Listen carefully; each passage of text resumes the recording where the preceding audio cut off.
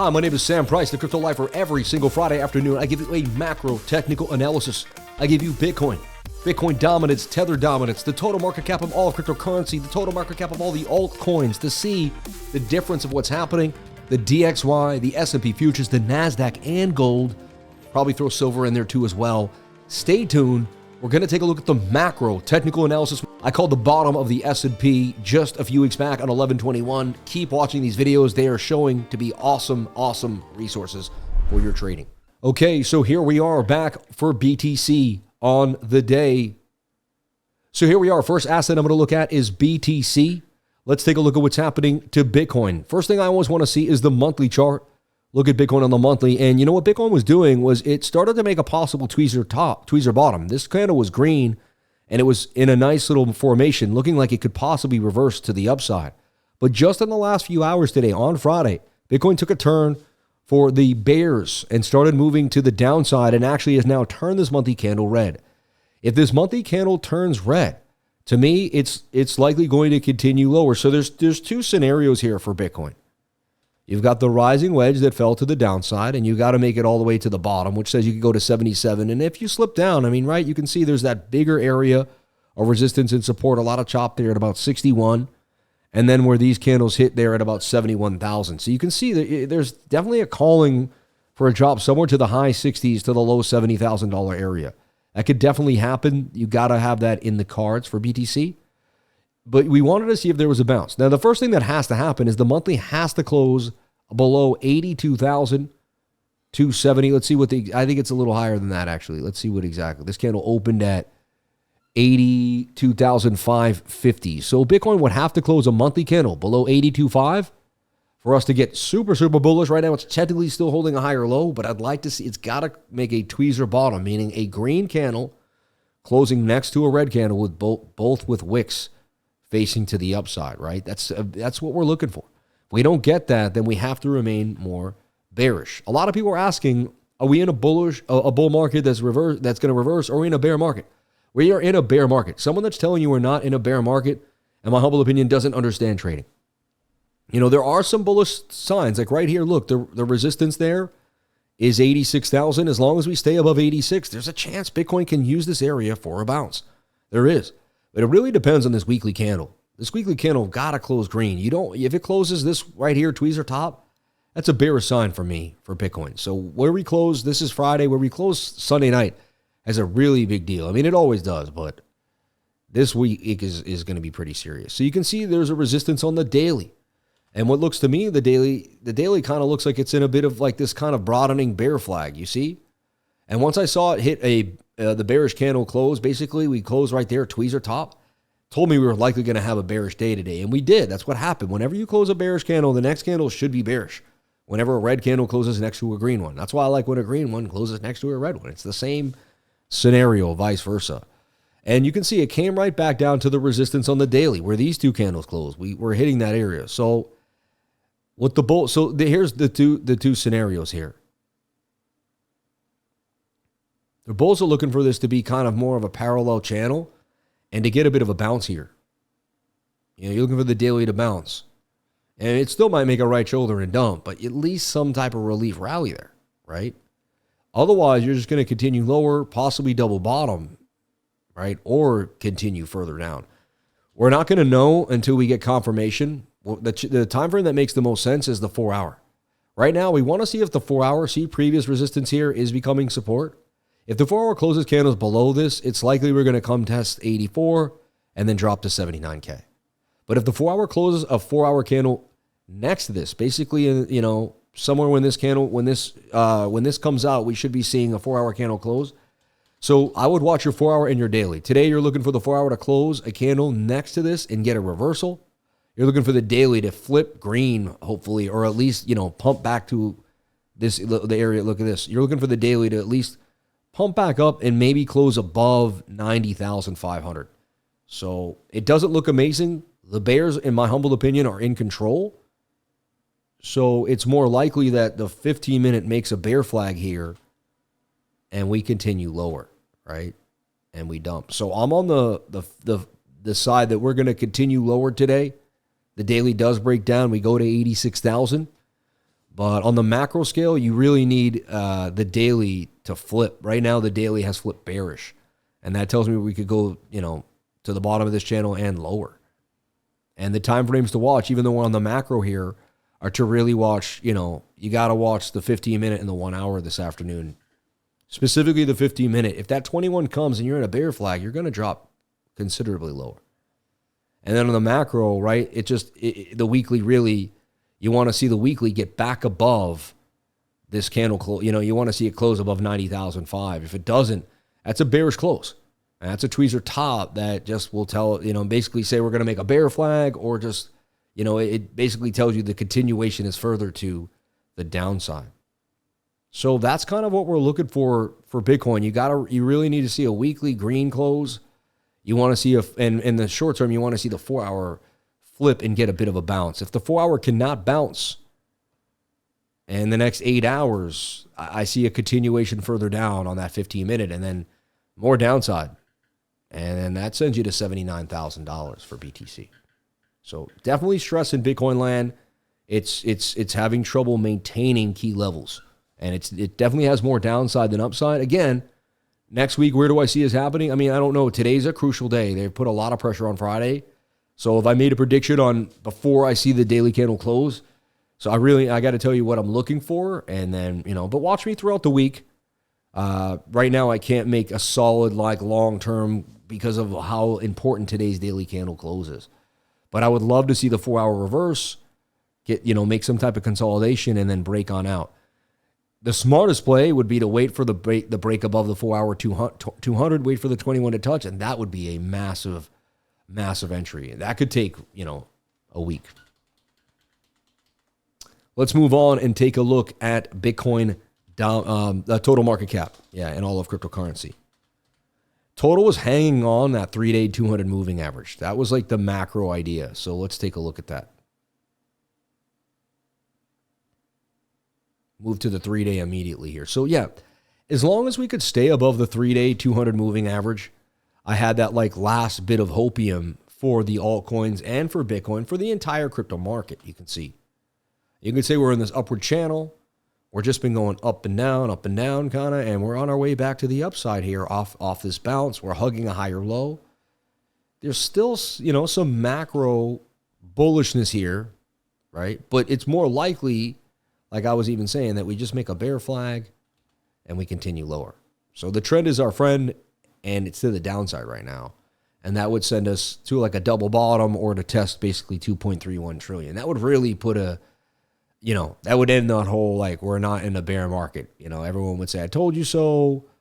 You should have been shorting, you should have. And again, I got out of many, many altcoins and I loaded up on Tether about over a month, almost 2 months ago now. October 10th, the day before the huge bump, the day of that huge dump, that morning I tethered up, and then I tethered up throughout the month. I just was sick of taking shots on oversold alts because every time I did, I didn't get rewarded for it. I said, why do I keep doing things and not getting rewarded? So I held what I felt I could hold for another season, and I tethered up.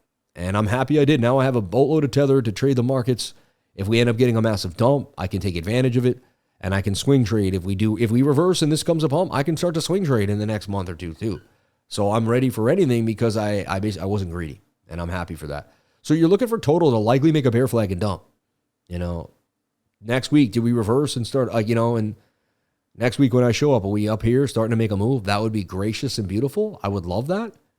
But to me, the odds are just getting lower and lower, like we're going to get a move back to the upside. And the odds are more likely we're going to get a continuation down. So I'd love to be wrong. I'd love to say, hey, we're going to bounce here for sure. But, man, it's getting more and more bearish. And now there's a resistance, too, at $3.1 trillion, right? Let's take a look at the total market cap in all of cryptocurrencies, excluding Bitcoin and Ethereum, just to see if the altcoins are a little healthier than Bitcoin. They seem to have been bouncing. There's some talks of Ethereum. Again, they're holding the 3-day 200 moving average. It's all about getting this bounce and then consolidating. I'd love it if they get the bounce. I still have enough alts that would benefit me. Solana would rip, right? Everything would go up. We're holding the 200. As I said before, it's kind of like do or die. We close the candle below that yellow line, we're gonna dump to the 4-day 200 moving average. That's going to be your next stop. You hang above that, which we've been doing, then we can reverse. But every time it looks like we're going to reverse, we get we get a lot of volatility up and down. So they're not letting us find out what's going to happen. They're the price is getting very tight and manipulative here. So for me, it's that same story. We really got to see what happens on the daily candle for Bitcoin. Altcoins do look strong. Like Bitcoin has lost this 3-day and got back above it a few times. The altcoins have never lost the 3-day 200 moving average. It is something to think about, but you can see there's a strong resistance at $895 billion. So it's hard. I've been here, when I did this the last time, and I think almost 2 times now, right here at this 3-day 200. And if we lose it, we're going to drop pretty fast down to 700 billion. I mean, we're having rate cuts, quantitative easing. You think there's going to be more money flowing into the market? Will we get that relief rally? Is Santa coming for crypto? And everyone wants it to happen, but every time I look at the building blocks for the move, it's just not there. Like right now, that candle could close bearish. So you got to watch this 3-day 200 moving average. The second we actually get up in here and start like consolidating on the 3-day above the 200, man, we can breathe, but we just can't seem to get that consolidation just yet. Now let's take a look at Bitcoin dominance, because Bitcoin dominance is going to tell us whether like money is flowing into Bitcoin or into altcoins at least.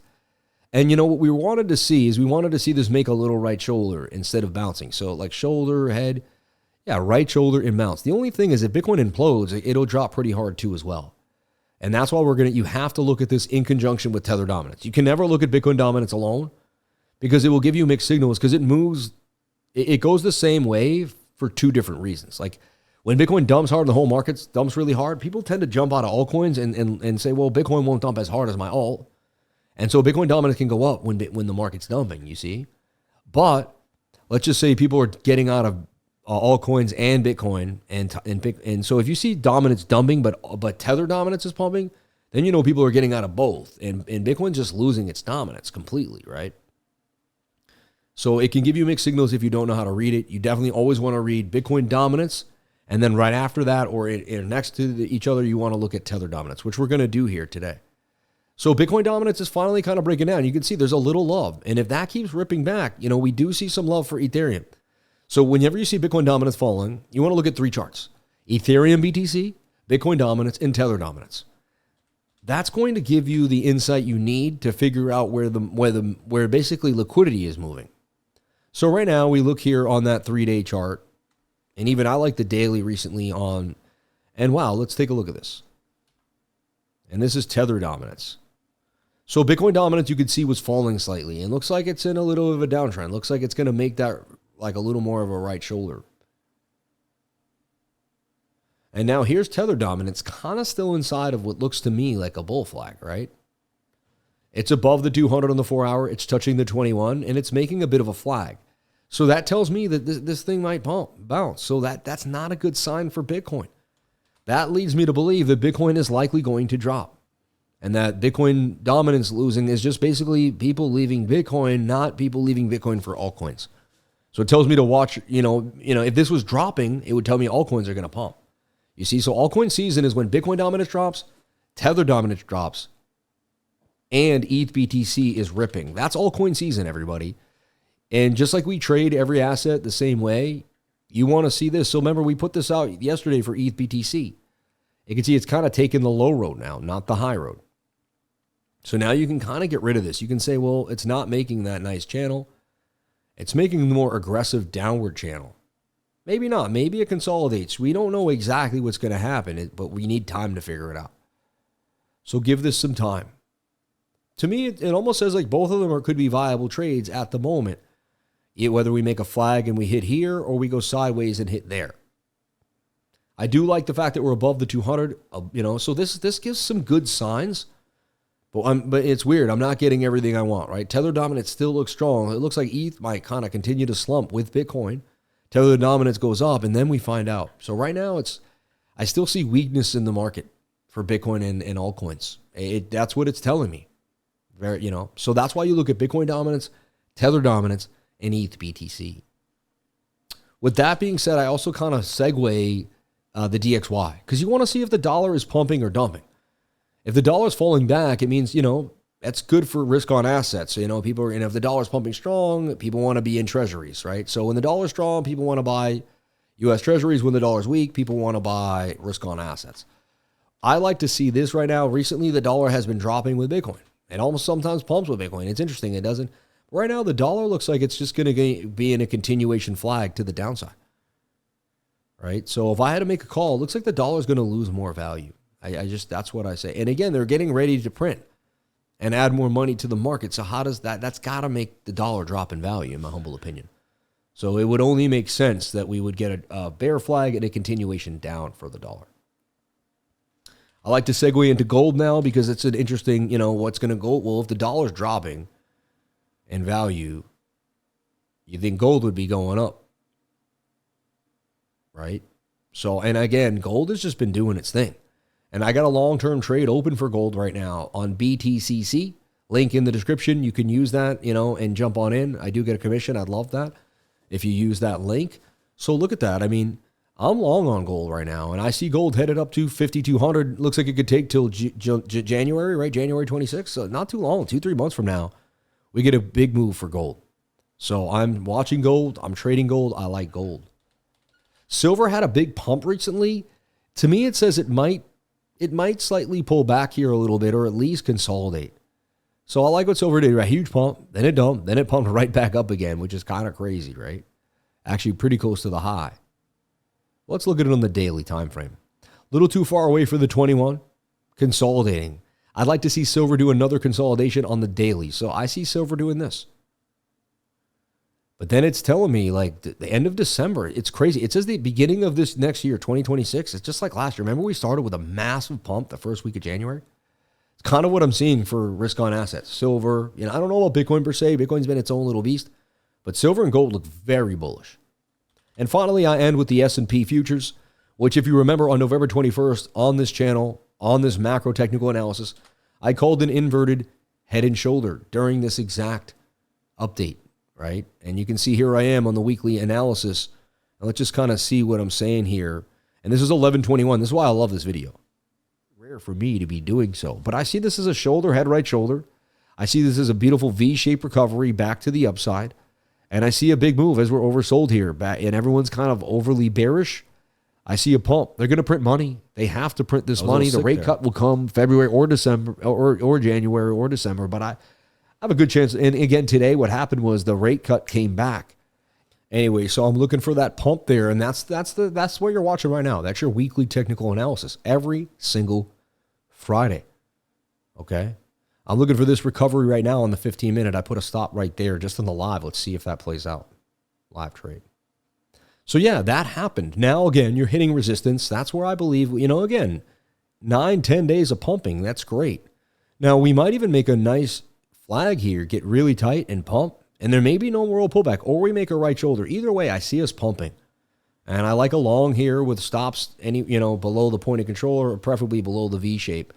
But man, and I see the S&P headed up. And so my call is continuation as they print this money. And I was spot on right there when the whole market got really bearish. I did the same thing for the NASDAQ. We looked for that to bump to the upside, and it's the same story here. And what I love about this stuff is timestamped. So you're going to see, you say, what did he say about the NASDAQ? Recovery for the NASDAQ. You could trade the NASDAQ too with a stop below this wick, and I see it coming up. Going sideways, it could make a bear flag and dump. We'll see in the next week if we're only sideways, but I see a V-shaped recovery. Yeah, I see it pumping back to the upside, and that's exactly what happened. Bang, absolutely nailed it. Like, it's just beautiful. So if you want to learn how to trade any market in the world, come to my trading group. Go to cryptolifer.com, go to the link, find out what my Discord's all about, find out what my sauce is, what I do, get into my school and learn. I'm calling the bottoms of macro markets, S&P, NASDAQ, Bitcoin. I found the bottom for Bitcoin at 15K. We called the top before that at 69 with bearish div on the weekly. And I see this. Yeah, I see a little pullback here. I don't see how it doesn't. It'd be cool if it gets really tight like that and then breaks out. But we usually get something like this, some type of right shoulder in here and then a breakout. So don't be surprised if we get a little pullback next week. Everyone gets bearish. And it might actually pull back with Bitcoin. They'll look correlated, but So only time will tell, but I'm bullish on all these assets here, okay? So that is your macro technical analysis video. A little longer than most because I added a lot more punch to the pudding today.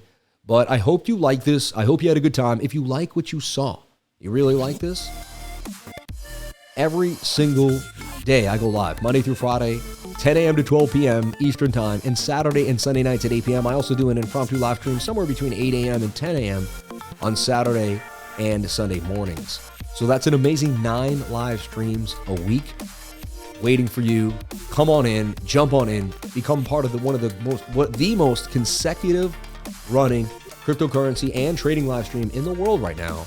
Without a day off in 4 years, jump on in, hang out with me, subscribe to the channel, hit the comment button, hit the bell so you can get your notifications. And if you subscribe to the channel already, then you're already doing the right thing. I'll see you on the next video.